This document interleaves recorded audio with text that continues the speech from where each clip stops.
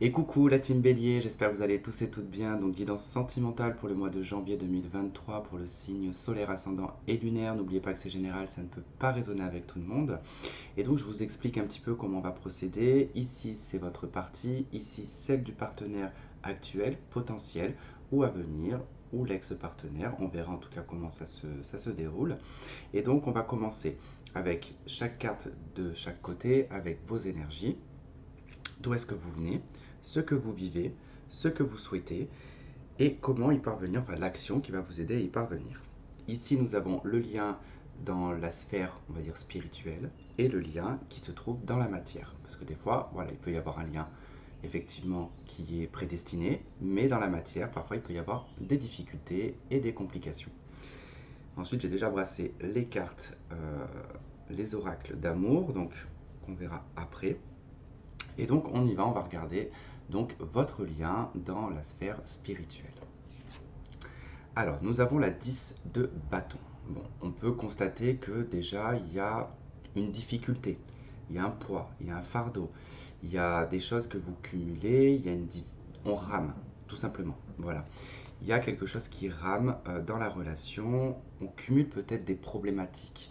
On se met peut-être beaucoup de bâtons dans les roues dans la relation. Hein. C'est peut-être aussi que l'univers, quelque part aussi, vous en met des bâtons dans les roues, parce que peut-être qu'on n'est pas dans une bonne direction. Peut-être que on est dans quelque chose qu'on répète aussi.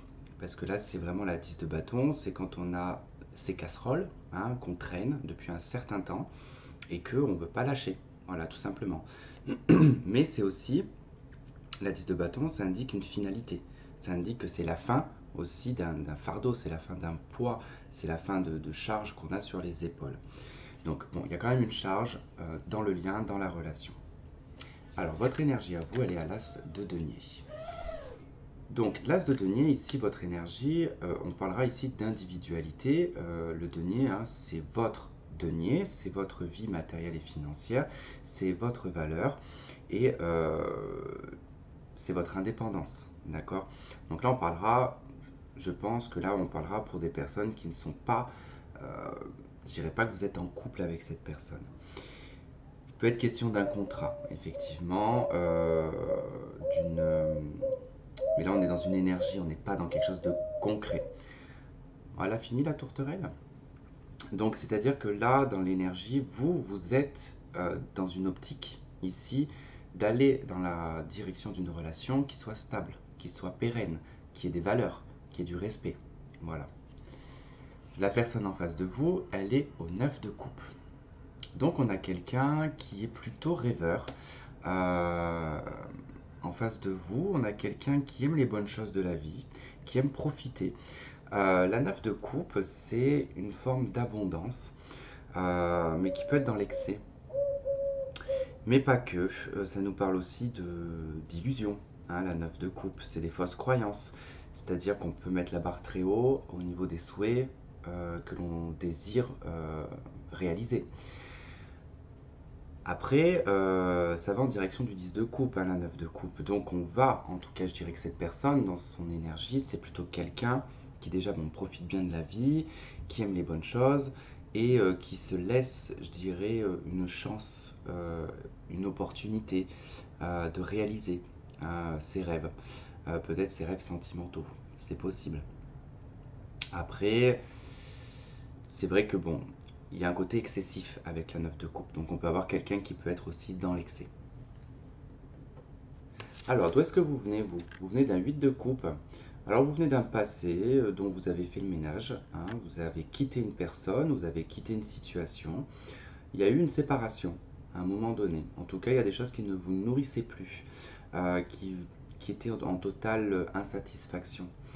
Donc, comme ces coupes sont vides, bon, bah, écoutez, vous quittez hein, ces coupes-là pour aller en direction du 9 de coupe. D'où le fait qu'il y a quand même une résonance avec la personne en face de vous. Alors, la personne en face de vous, elle provient d'un 5 de coupe. Donc, elle vient d'un regret, d'un échec, d'une relation qui n'a pas marché. Alors, il se peut que tous les deux vous ayez vécu la même chose. Il se peut que ce soit un ex-partenaire, puisque vous êtes parti. Et cette personne a du regret. à des remords euh, et insatisfait. Il voit en tout cas, c'est boire le verre à moitié vide, hein, la 5 de coupe, hein. C'est-à-dire qu'on peut être un peu dans... On peut être aussi dans la culpabilité, on peut être dans... un peu dans la négativité. C'est-à-dire qu'on est un peu pessimiste, hein, avec un 5 de coupe. Donc, je pense qu'il y a une résonance. Je pense que vous êtes parti. Attention, ça peut être interchangeable. Je pense que vous êtes parti et que ça a quand même mis en réflexion cette personne en face de vous qui du coup regrette. Après, si ce n'est pas le cas, qu'il n'y a pas de lien, bah, vous êtes un peu en résonance, c'est-à-dire que vous êtes parti d'une relation et cette personne également bah, s'est fait peut-être quitter, voilà, a mal vécu peut-être une séparation et aujourd'hui, enfin, dans son passé en tout cas, il y a eu du regret. Comment est-ce que vous vivez la situation actuelle? Vous êtes en reine d'épée. Donc la reine d'épée, ici, elle indique quand même qu'on est assez dans l'intellect, on est plutôt dans le mental, on n'est pas trop dans le lâcher-prise, dans le côté émotionnel. On anticipe, on va dire qu'avec la reine d'épée, on est devenu vigilant, on est devenu, comment dire, très réaliste. On ne tombe plus dans certains mensonges, dans certaines illusions, hein. On est clair là avec la reine d'épée, c'est vraiment on a l'esprit qui est limpide, qui est rapide, qui réfléchit très bien, qui est le plus réaliste possible. On peut analyser la situation aussi de l'autre, hein, c'est-à-dire qu'on prend le temps de comprendre, d'analyser.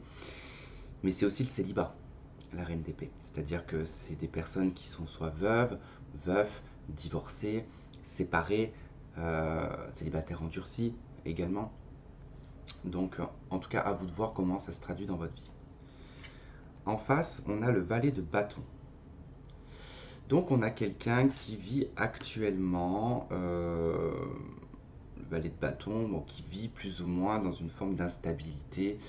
Euh, alors, une forme d'instabilité, parce que bon, le valet, c'est quand même le personnage le plus jeune. Il y a quand même de l'immaturité, on est dans la passion, on est dans l'impulsivité. On est un petit peu tout feu, tout flamme, on s'emballe un petit peu pour tout et n'importe quoi. Et puis on n'a pas d'attache avec le valet, on ne s'attache pas. Donc on est plutôt ici dans une dynamique, chez la personne en face, à découvrir. Là on est dans des découvertes, c'est quelqu'un qui découvre peut-être des nouvelles personnes, peut-être qui découvre, euh, moi je sais pas, des nouveautés, hein, dans la vie sentimentale. En tout cas c'est quelqu'un qui découvre, hein, avec le page, voilà, qui part à l'aventure, hein, entre guillemets. Alors, qu'est-ce que vous souhaitez? Vous souhaitez l'amoureux. Donc déjà, vous souhaitez être en couple, vous souhaitez être dans une relation où on se reconnaît l'un comme l'autre, et vous souhaiteriez avoir le choix aussi également, être décideur d'une situation, de la décision, de la relation par exemple. Parce que l'amoureux, c'est s'engager, c'est prendre une décision dans une indécision qui nécessite à s'engager pleinement sans avoir à faire demi-tour, par exemple. Donc voilà, vous souhaitez en tout cas être dans une union. Pour moi, il y a vraiment une idée de partage ici. Ce que souhaite la personne en face de vous, elle souhaite un 4 de denier. Alors, elle souhaite se retirer. Elle souhaite prendre du recul. Elle souhaite aussi peut-être que dans la relation, ça soit une relation cachée. D'accord? Une relation qu'on ne va pas montrer. On s'économise. On prend ses distances. On peut être un peu avare. Alors, cette personne, peut-être qu'elle veut vous en donner le moins possible. Mais elle peut aussi vouloir vous avoir que pour elle. D'accord? Vous conserver, vous mettre, comment dire, dans une tour d'ivoire par exemple. Ça peut être le cas. Alors l'action, il n'y en a pas de votre côté. On a l'ermite. Vous allez réfléchir, vous allez prendre du recul, vous allez chercher des solutions, vous allez essayer de comprendre une situation.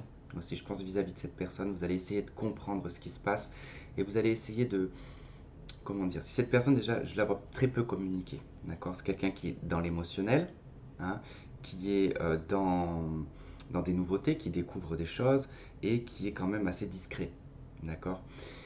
Et vous, vous allez essayer en tout cas de chercher des réponses puisque cette personne ne vous dira pas tout, forcément si c'est quelqu'un qui ne s'exprime pas ou qui est introverti, bon ben ça va être à vous de chercher en tout cas les éléments de réponse. Alors la personne en face de vous, elle est en 10 de denier. Alors là, c'est question quand même de la famille, c'est quand même question de patrimoine, d'abondance. Alors, l'action, on va dire, pour cette personne, c'est quand même de concrétiser et de stabiliser une relation, de peut-être même se marier, s'engager, construire. En tout cas, ça peut être immobilier, mais en tout cas, il y a vraiment le côté, on veut obtenir ici pas une finalité, mais comme si quand on est arrivé en fait au moment où on a nos acquis et qu'on se dit c'est bon, je peux souffler et j'observe en fait ce que j'ai construit, ce que j'ai dans ma vie sentimentale et j'en suis serein.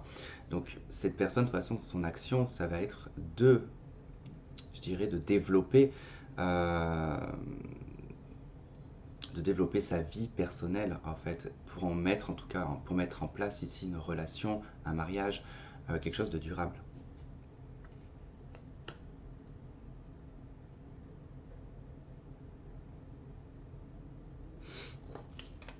Et dans la matière, le lien, eh ben, on est à l'étoile. Alors l'étoile, ici, dans la matière, elle nous parle d'expansion, elle nous parle de vérité, de clarté, d'être dans une totale sincérité. C'est la réalisation également, l'étoile. C'est un vœu qui se réalise aussi. Donc c'est particulier votre jeu sentimental parce que si vous ne vous connaissez pas, en fait, vous réglez chacun de votre côté une situation du passé qui va vous amener en fait à vous croiser. Euh, S'il y avait déjà des difficultés déjà auparavant avec cette personne, euh, il y aura de toute façon à un moment donné une proposition, il y aura quelque chose qui va vous nécessiter en fait à prendre une décision, d'accord, par rapport aussi au choix, la carte des amoureux, à savoir si oui ou non, hein, on va plus loin dans la relation. Est-ce qu'on développe plus? Est-ce qu'on va dans une expansion? Ou est-ce qu'on attend? Voilà, c'est aussi l'étoile parce que l'étoile c'est aussi une carte d'attente, hein. C'est comme l'étoile filante, hein. Il y a l'étoile pour qu'elle file, on ne sait pas quand elle peut prendre des années pour redevenir une étoile filante, hein. Donc ok, alors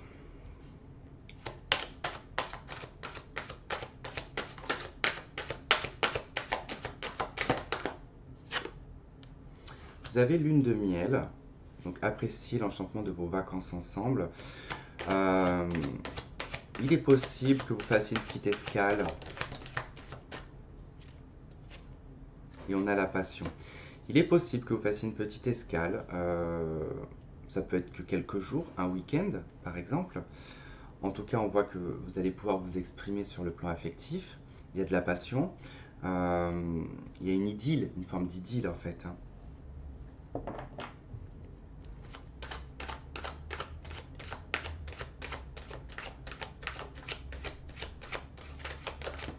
En tout cas, il y a des bons moments passés.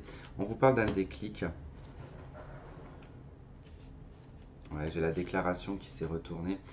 Donc, il y a une déclaration, il y a quelque chose, il y a quelqu'un qui va avoir un déclic et qui va s'exprimer. On vous parle en d'autres deck du destin. Donc c'est quelque chose qui semble pour moi être déjà prédestiné.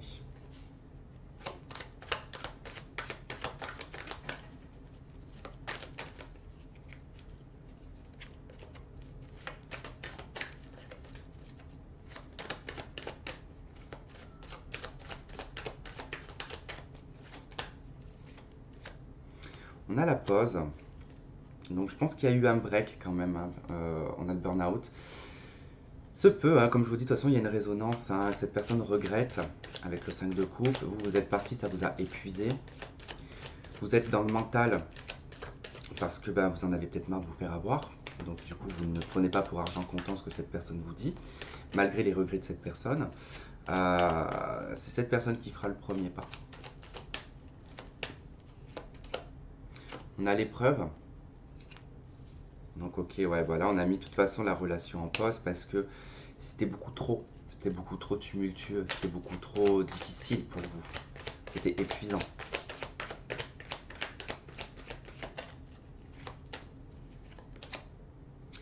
On a l'intuition. On a la lune. Donc bon, il peut y avoir une... Ça peut être sur le courant de janvier, peut-être pendant une nouvelle lune ou une pleine lune. En tout cas, vous allez suivre votre intuition par rapport justement à cette relation qui probablement est karmique.